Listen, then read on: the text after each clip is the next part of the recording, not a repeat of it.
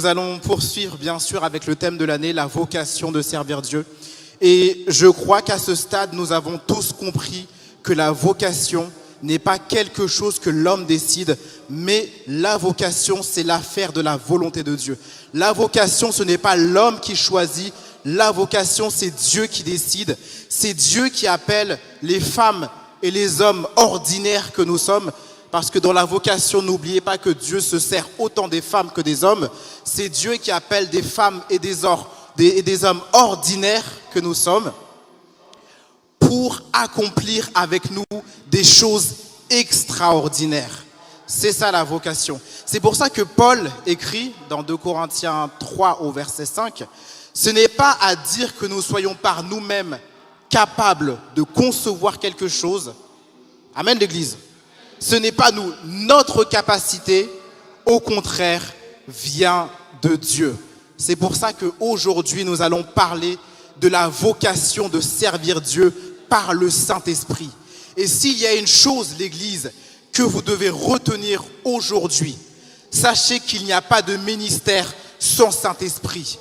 Il n'y a pas de vocation sans Saint-Esprit.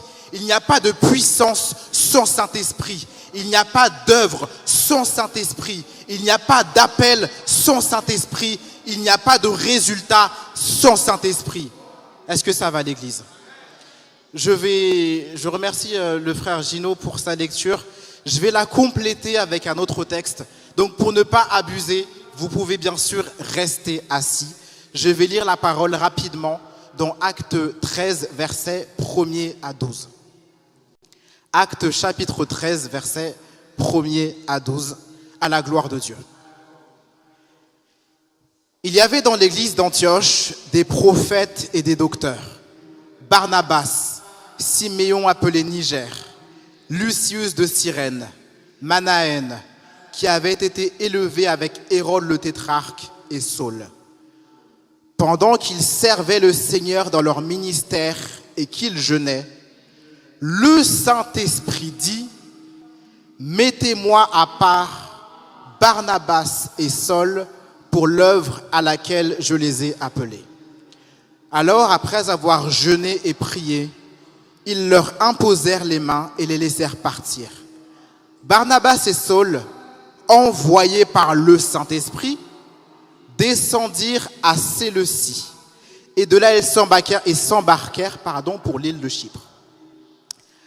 Arrivés à Salamine, ils annoncèrent la parole de Dieu dans les synagogues des Juifs. Ils avaient Jean pour aide. Ayant ensuite traversé toute l'île jusqu'à Paphos, ils trouvèrent un certain magicien, faux prophète juif nommé Bar-Jésus, qui était avec le proconsul Sergius Paulus, homme intelligent. Ce dernier fit appeler Barnabas et Saul et manifesta le désir d'entendre la parole de Dieu. Mais Élymas, le magicien, car c'est ce que signifie son nom, leur faisait opposition, cherchant à détourner de la foi le proconsul. Alors Saul, appelé aussi Paul, rempli du Saint-Esprit, fixa les regards sur lui et dit, « Homme plein de toute espèce de ruse et de fraude, fils du diable, ennemi de toute justice, ne cesseras-tu point de pervertir les voies droites du Seigneur? Maintenant voici, la main du Seigneur est sur toi. Tu seras aveugle et pour un temps, tu ne verras plus le soleil. » Aussitôt l'obscurité et les ténèbres tombèrent sur lui, et il cherchait en tâtonnant des personnes pour le guider. Alors le proconsul, voyant ce qui était arrivé, crut, étant frappé de la doctrine du Seigneur. Ainsi parle l'Éternel. Amen. La vocation de servir Dieu par le Saint-Esprit. Je commence par faire un rappel que vous connaissez, à savoir qu'il y a plusieurs types de vocations ou plusieurs types d'appels. D'accord? Appel et vocation, c'est la même chose. Et parmi ces types de vocation ou d'appel, il y a l'appel général ou l'appel universel ou l'appel au salut. Et toutes les personnes qui sont dans le corps de Christ Je dis bien toutes les personnes qui sont dans le corps de Christ, parce que nous pouvons être à l'église sans être dans le corps de Christ. Donc toutes les personnes qui sont dans le corps de Christ, ce sont des personnes qui ont dit oui à l'appel général. Est-ce que vous êtes d'accord, l'église? Et lorsque nous disons oui à l'appel général, automatiquement, nous devenons une servante ou un serviteur de Dieu.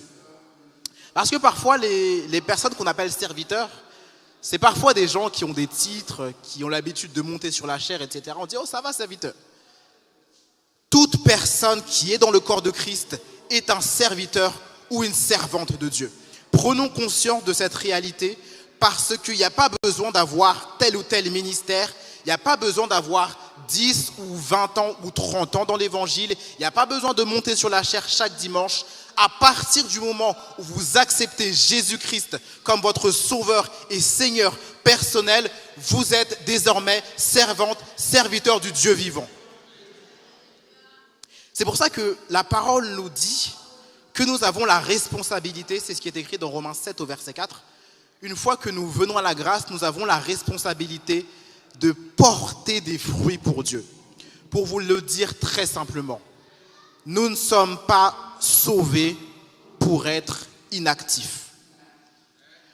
Nous ne sommes pas sauvés pour être au chômage spirituel. Nous sommes sauvés pour faire des œuvres. L'Église ne sous-estimez pas les œuvres. Parce que certes, nous sommes sauvés non par les œuvres, mais par le salut en Jésus-Christ. Maintenant, une fois que nous sommes sauvés, nous ne sommes pas appelés à rester les mains dans les poches. Nous sommes appelés à être des chrétiens productifs. Est-ce que ça va, l'Église?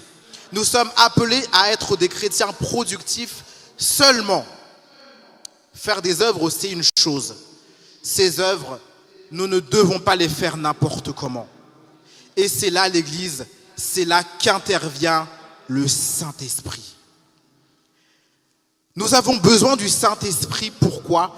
Parce que si nous voulons accomplir les œuvres extraordinaires que Dieu demande, et dont je parlais tout à l'heure, si nous voulons agir dans la puissance, si nous voulons agir dans une dimension supérieure, si nous voulons que nos actions portent du fruit, non seulement sur la terre, mais surtout dans le ciel, nous avons besoin d'avoir un équipement qui s'appelle le Saint-Esprit de Dieu.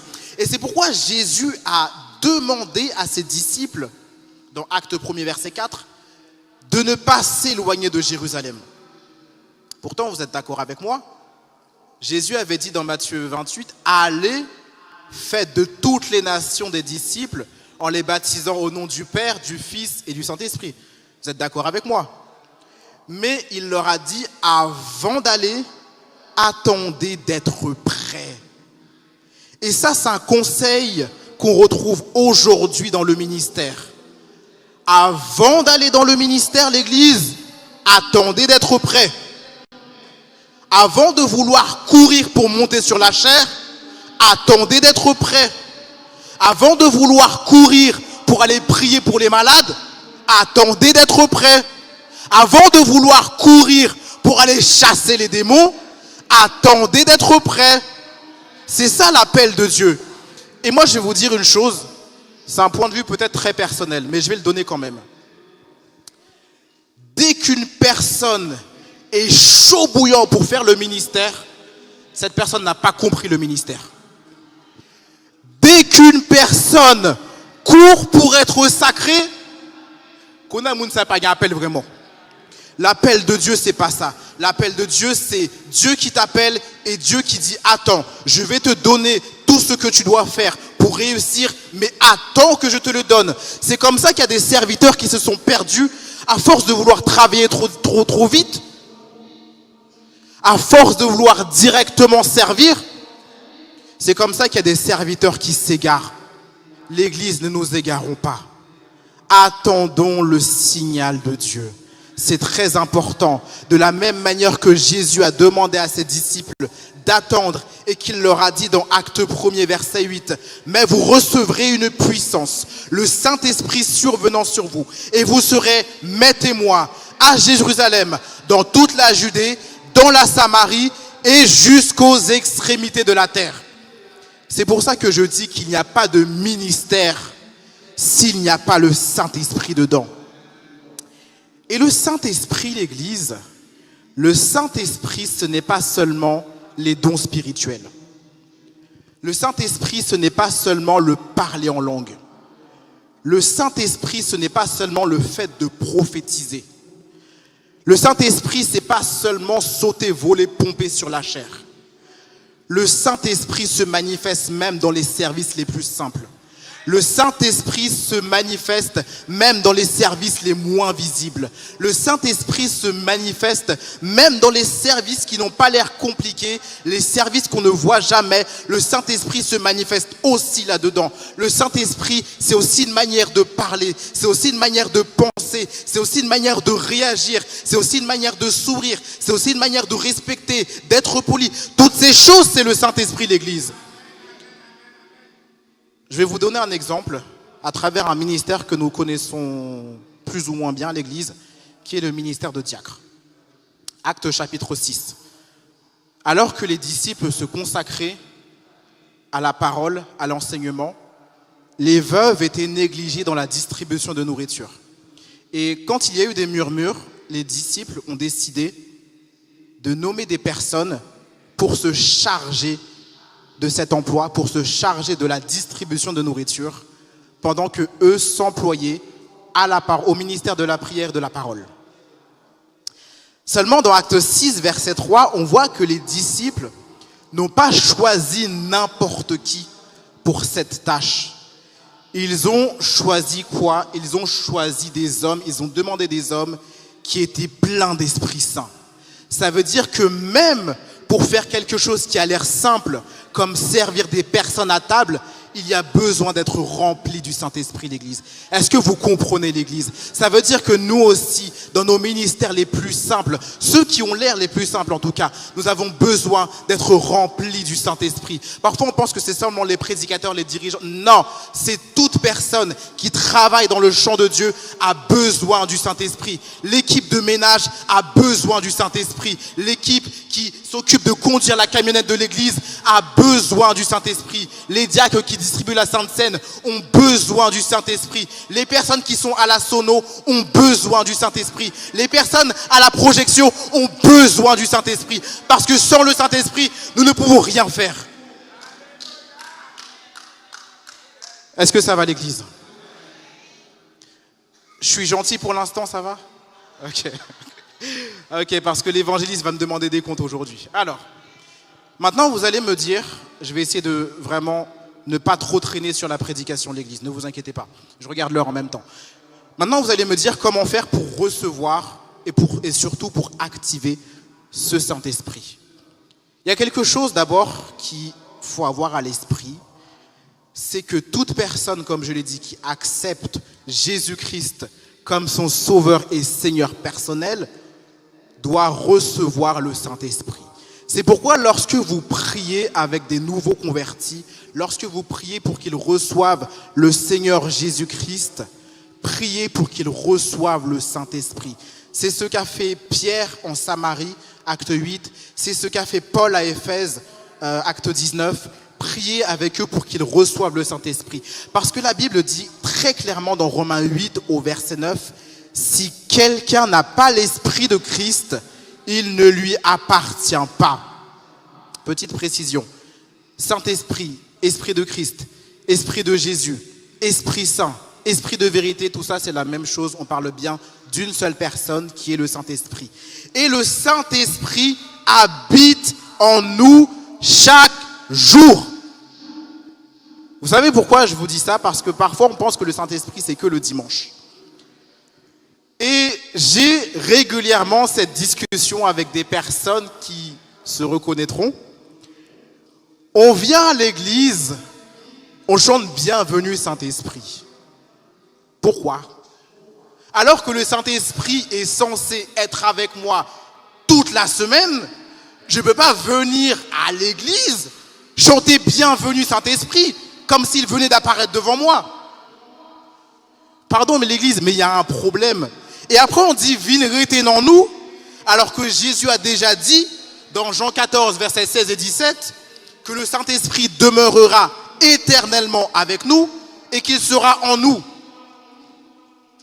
Non, chantez ça. Pas chanter là, vous entendez? Bienvenue Saint-Esprit. Ça, peut-être, à la limite, dans Acte 2, si les disciples avaient chanté Bienvenue Saint-Esprit, j'aurais compris. Mais des chrétiens comme nous, régénérés, sauvés, c'est comme si demain je chante un chant pour demander à Jésus de venir mourir sur la croix pour moi. Il l'a déjà fait. On demande aujourd'hui au Saint-Esprit de descendre. Le Saint-Esprit est déjà descendu. L'Église, vivez cette réalité. Vivez cette réalité, l'Église. Vivez cette réalité de savoir qu'aujourd'hui, il y a une personne qui habite chaque jour en vous. Et le Saint-Esprit, ce n'est pas seulement à l'Église. Au travail, le Saint-Esprit peut faire la différence. À l'école, demain, nous avons des écoliers, des lycéens, des étudiants qui vont rentrer à l'école. Sachez que la vocation de servir Dieu, ça se fait aussi à l'école. Dans votre manière de respecter les professeurs, de respecter les enseignants, dans votre manière de refuser de tricher aux examens. Toutes ces choses-là, c'est aussi la vocation de servir Dieu et c'est aussi le Saint-Esprit. Je ne sais pas si vous êtes d'accord, l'Église.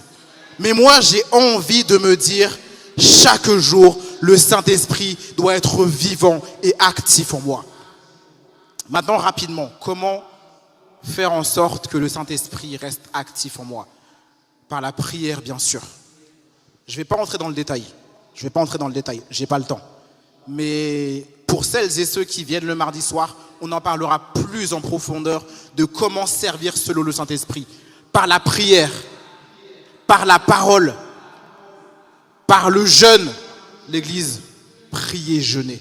Si je peux me permettre de vous donner un conseil, l'Église, priez, jeûnez. Surtout en ces temps difficiles, l'Église, priez, jeûnez. Parce que quand vous jeûnez, vous allez voir, vous allez ouvrir des portes spirituelles que personne ne peut fermer. L'Église, priez, jeûnez. Dans la louange aussi. Ne sous-estimez pas la louange, l'Église. Il y a des blocages, des difficultés, des murailles même que vous allez avoir dans vos vies. C'est pas quand vous allez prier qu'elles vont se débloquer. C'est même pas quand vous allez demander qu'elles vont se débloquer. C'est quand vous allez chanter la grandeur de Dieu qu'elles vont se débloquer. C'est quand vous allez chanter la puissance de Dieu qu'elles vont se développer. Vous n'avez jamais remarqué lorsque vous avez des difficultés, le Seigneur met un chant de victoire dans votre bouche? C'est pas pour rien, l'Église. C'est pas pour rien. Parce que la victoire est déjà devant toi, mais le Seigneur attend que tu chantes ta victoire. C'est pour ça que la louange, c'est important, l'Église. Ne sous-estimez pas la louange. Est-ce que vous êtes d'accord, l'Église? Maintenant, il y a autre chose. Autre chose, pour que le Saint-Esprit soit vivant, actif en nous. C'est que lorsque le Seigneur appelle une personne pour une œuvre, souvent ce qu'il va faire, c'est qu'il va éprouver la personne. De bien des manières d'ailleurs. Le Seigneur va éprouver la personne. Le Seigneur va faire passer cette personne par le feu. Et c'est dans ce feu-là que la personne va grandir, recevoir le Saint-Esprit et être façonnée comme Dieu le veut. C'est pourquoi l'Église, quelque chose que je vous demande, quand vous voyez une personne passer par des épreuves, s'il vous plaît, l'Église, ne dites pas que c'est parce que cette personne a péché. S'il vous plaît, l'Église, ne dites pas que c'est parce que la personne ne prie pas ou ne jeûne pas ou n'est pas assez spirituelle. En fait, il faut qu'on arrête de porter des jugements sur des choses que nous ne connaissons pas. Nous ne savons pas ce que le Seigneur est en train de faire dans la vie de la personne. Nous ne savons pas comment le Seigneur est en train de préparer la personne. Nous ne savons pas comment le Seigneur veut agir avec la personne. Pardon l'Église, mais si nous ne savons pas, taisons-nous. Si nous ne savons pas, taisons-nous. Laissons faire le roi des rois. Laissons faire le Seigneur des seigneurs, parce que c'est lui qui est en train d'agir. Maintenant, nous allons... Ok, il est déjà 12h25, j'accélère. Nous allons voir l'Église que marcher selon l'Esprit et servir selon l'Esprit, c'est aussi savoir reconnaître le Saint-Esprit. Pourquoi je vous dis ça? Parce que la parole nous dit dans 1 Jean 4, verset 1er, « Bien-aimés, n'ajoutez pas foi à tout esprit. » N'ajoutez pas foi à tout esprit, mais éprouvez les esprits. Pour savoir quoi, l'Église? Amen. Pourquoi? Parce que plusieurs faux prophètes sont venus dans le monde. Nous sommes appelés, comme vous le savez, à être conduits par le Saint-Esprit. C'est ce que nous dit la parole dans Romains 8 au verset 14. Car tous ceux qui sont conduits par l'Esprit de Dieu sont quoi? Sont fils de Dieu. Maintenant l'Église, ne croyez pas tout ce que vous entendez. Ne croyez pas tout ce que vous entendez. Il y a trop de servantes et de serviteurs qui sont spécialistes d'avoir des révélations toutes les 2 secondes. Et bizarrement, elles ont toujours des révélations pour les autres, mais jamais pour elles-mêmes. Bizarrement. Toujours des révélations sur la vie des autres, mais jamais sur elles-mêmes. Toujours des révélations pour aller dire aux autres de sortir du péché, mais jamais pour elles-mêmes. Moi, je vous dis, l'Église, honnêtement, quand une personne vient vous voir pour dire « Oui, j'ai fait tel rêve sur toi, etc. » Allez dans la prière. Demande à Dieu si c'est vrai. Ne croyez pas sur parole. Ne croyez pas sur parole. Parfois, ça vient du Saint-Esprit. Parfois, ça ne vient pas du Saint-Esprit, l'Église. Ayez du discernement, l'Église. Allez dans la prière pour demander au Seigneur des confirmations. Et c'est comme ça qu'il y a des serviteurs qui se perdent parce qu'on est venu les voir pour dire « Oui, mon frère, j'ai fait une vision, j'ai vu, c'est toi le futur pasteur. » Excusez-moi l'Église, soyons sérieux. Soyons sérieux parce que quand le Seigneur donne des révélations, il donne des confirmations. Moi, je crois dans la confirmation de Dieu. Je crois que si le Seigneur envoie une parole, il va me l'envoyer aussi. Ou si le Seigneur me l'envoie à moi, il va l'envoyer à quelqu'un d'autre aussi. C'est pour ça, l'Église, quand je vous dis ne soyez pas trop pressés, ne soyez pas trop pressés de croire les prophéties qu'on fait sur vous aussi, dans un sens comme de l'autre. Et si vous avez une prophétie pour quelqu'un, priez l'Église. Priez, demandez si ça vient vraiment de Dieu. Parfois, c'est juste nos émotions. Parfois, c'est juste nos émotions. On a tellement envie d'avoir un titre, la nuit, on reste de ça. Et puis l'ennemi dit, ah, ils me font vision. Ayons du discernement pour savoir quand ça vient de Dieu, l'Église, et quand ça ne vient pas de Dieu. Est-ce que vous êtes d'accord, l'Église? J'avance en disant que, comme nous l'avons vu, le Saint-Esprit est indispensable dans le ministère. Et on va revenir un petit peu sur le texte que nous avons lu.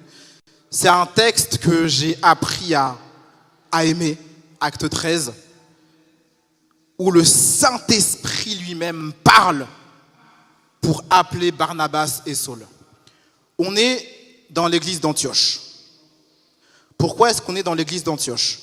Parce que Barnabas, qui était à Jérusalem, avait été envoyé dans cette église pour aider les nouveaux convertis, pour les accompagner, pour les enseigner, pour les fortifier.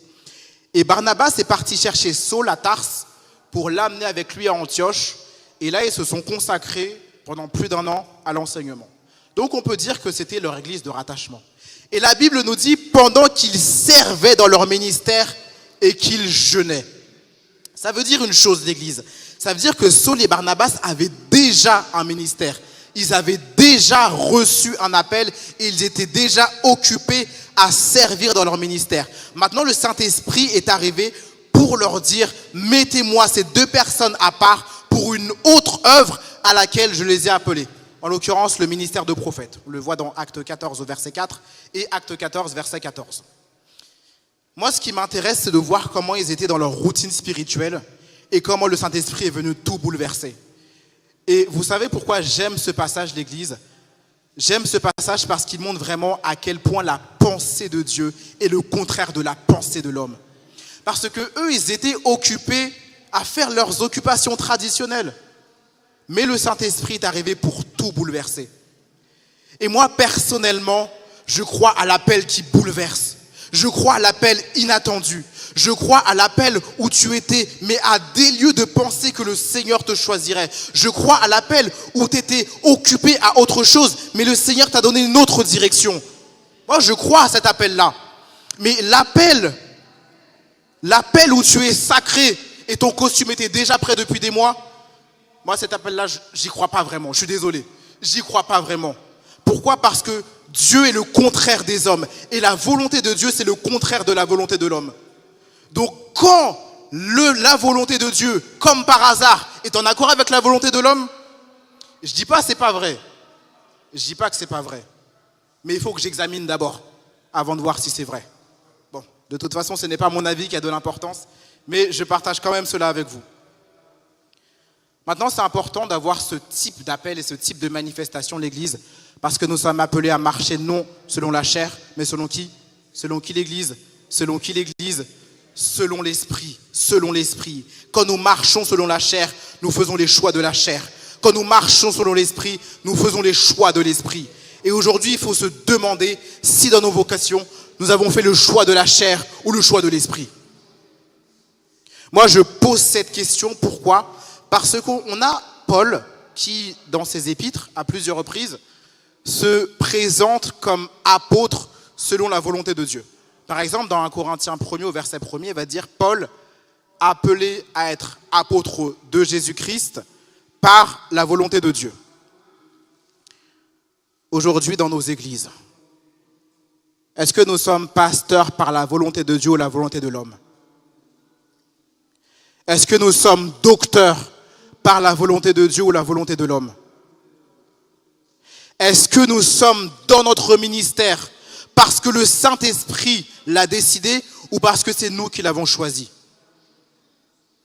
Il est temps de réfléchir à ces questions, l'Église. Il est temps de réfléchir à ces questions. Et pourquoi je dis ça?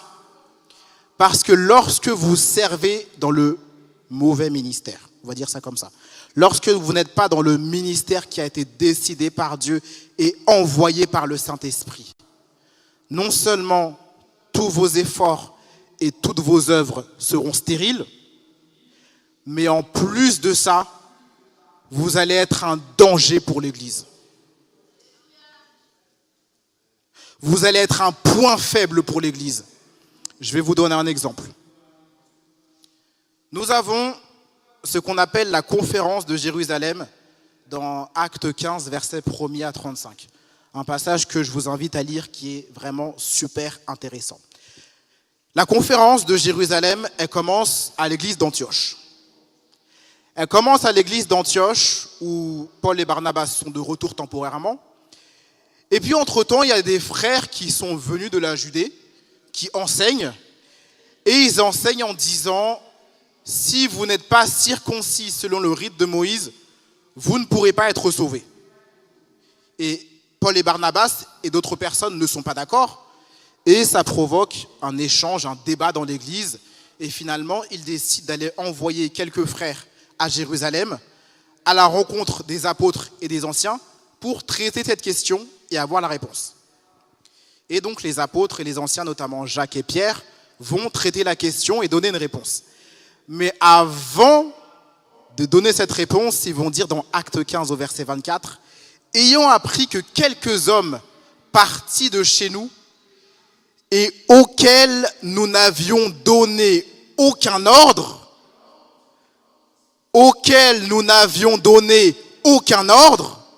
vous ont troublé par leur discours et ébranlé vos âmes. » Pourquoi est-ce que j'insiste? Parce qu'il y a trop de personnes qui veulent enseigner alors qu'on leur a rien demandé. Trop de personnes qui veulent exhorter alors qu'on leur a rien demandé. Trop de personnes qui veulent imposer les mains alors qu'on leur a rien demandé. Et ces frères, dans cet exemple, qui ont voulu enseigner alors qu'ils n'ont été envoyés par personne, ils ont troublé l'Église et ils ont troublé l'âme des fidèles. C'est pour ça que je dis que quand vous servez dans le mauvais ministère, vous allez troubler l'Église et vous allez troubler l'âme des fidèles. C'est pour ça, l'Église, que chacun reste à sa place. Que chacun reste dans son ministère. Et si vous n'avez pas encore trouvé votre ministère, priez, jeûnez. Mais n'allez pas dans le mauvais ministère. Parce que non seulement vous serez un risque pour vous-même, et vous serez un risque pour l'Église aussi. Et ça, c'est des choses vraiment, l'Église, qu'il faut prendre au sérieux. C'est pour ça que Paul a dit à Timothée, 1 Timothée 5, verset 22, « N'impose les mains à personne avec précipitation. » Et dans le texte que nous avons lu, le Saint-Esprit a parlé pour dire « Mettez-moi à part Saul et Barnabas », mais ce n'est pas tout de suite qu'on leur a imposé les mains. D'abord, ils ont prié, ils ont jeûné. Apôtres, pasteurs, prophètes, avant d'imposer les mains, priez, jeûnez. Avant de sacrer une personne, priez, jeûnez. avant de présenter des personnes sur la chaire pour dire un tel va être sacré à la convention, priez, jeûnez. On a besoin de ça, l'Église, pour que le Saint-Esprit lui-même soit au contrôle de tout ce qui se fait dans l'Église. On a besoin de ça, l'Église. Je vais terminer en 5 minutes. 5 minutes, je vais terminer cette prédication. Pour voir que nous devons être soumis au Saint-Esprit dans le ministère. Parce que lorsque nous avons une relation intime avec le Saint-Esprit dans le ministère, le Saint-Esprit nous donne des instructions. Ça va, l'Église? Le Saint-Esprit nous donne des instructions pour le ministère. Et Jésus lui-même, nous l'avons lu, Jésus lui-même a reçu des directions de la part du Saint-Esprit. Il a été emmené par l'Esprit dans le désert pour être tenté. Nous avons l'exemple de Philippe, acte 8, verset 29, l'évangéliste Philippe, où l'Esprit lui a dit « Approche-toi de ce char ». Nous avons l'exemple de Paul et Silas. Ils étaient aussi avec Timothée, c'est dans acte 16, versets 6 et 7, ayant été empêchés par le Saint-Esprit d'annoncer la bonne nouvelle, etc. Je n'ai pas le temps de m'attarder.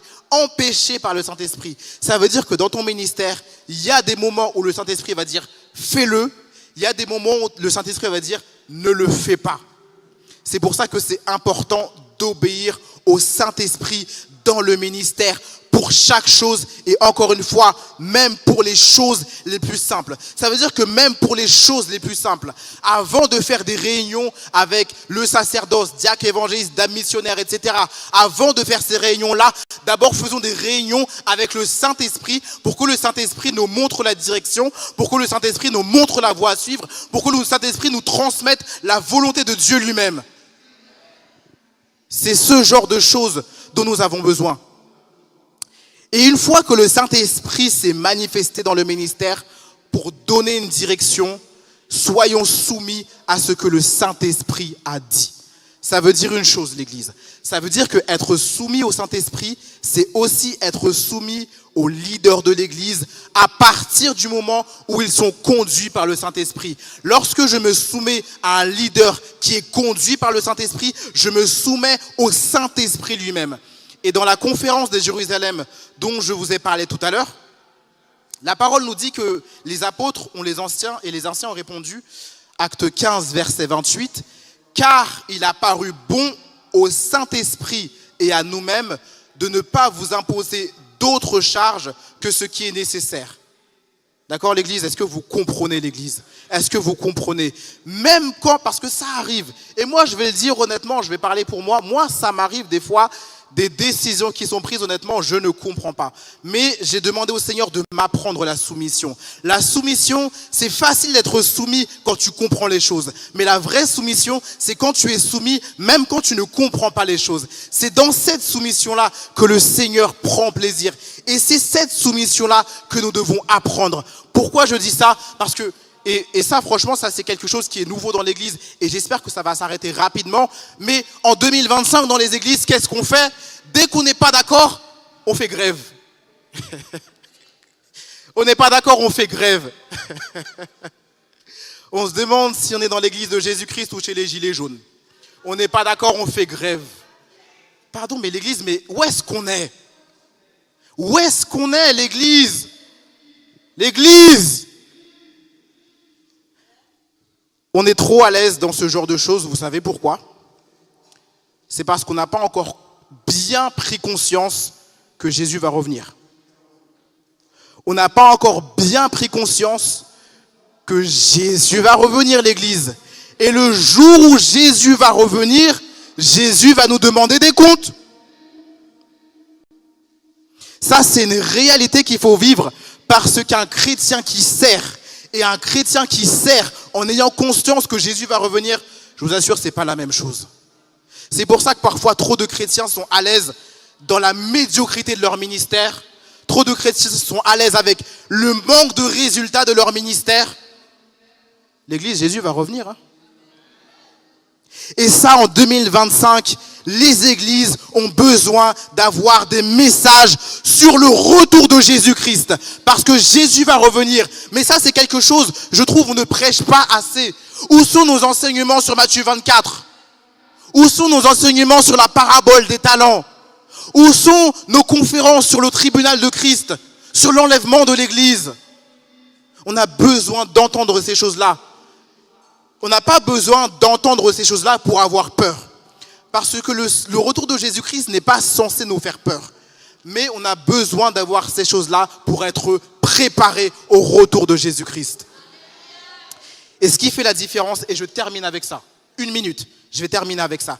Ce qui fait la différence, l'Église, c'est que le ministère ne peut pas se faire sans onction.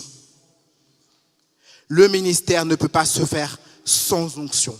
Et quand je dis que le ministère ne peut pas se faire sans onction, on peut faire des choses. Moi, par exemple, je peux être là à prêcher devant vous. Si j'ai pas l'onction, je fais du bruit sur la terre, mais dans le ciel, il se passe rien du tout.